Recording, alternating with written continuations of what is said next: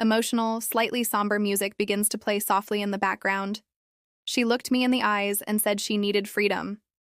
After 10 years together, a decade of building a life, those were the words she chose. So, I gave her that freedom. Forever.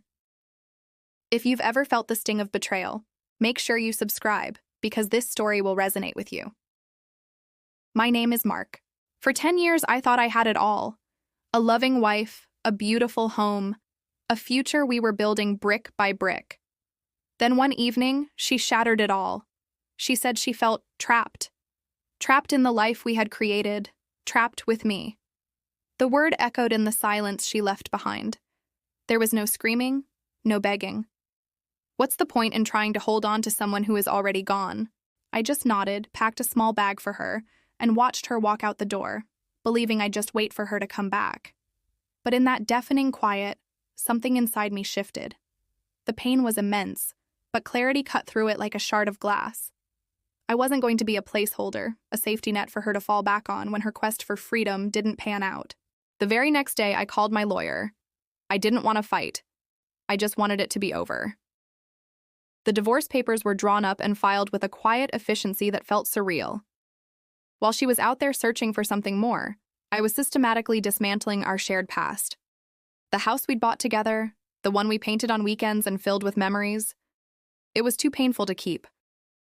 I called my sister, the one person who had been there for me through thick and thin, and started the process of transferring the property and a significant portion of my assets into her name.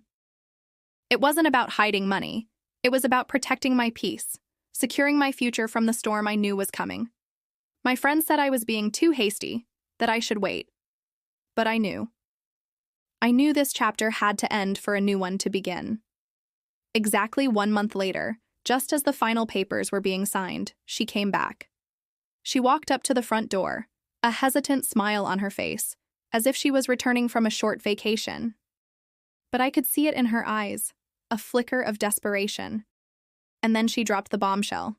She was pregnant, and the child wasn't mine. She'd come back, expecting me to be the good, reliable Mark she'd always known. She expected me to clean up her mess, to raise another man's child, to welcome her back into the home she had so easily abandoned. I let her finish, my face unreadable. Then I calmly explained that the house was no longer mine.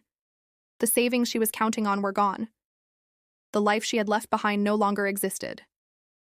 Her freedom had a price, and she was just now seeing the bill. The color drained from her face as she realized the safety net she thought was waiting for her had been cut away. She didn't get the life she walked out on. She got the freedom she asked for, and I got my peace of mind. Sometimes the most powerful revenge isn't loud and explosive. It's the quiet click of a door closing for good. It's the silent rebuilding of a life that someone else tried to tear down.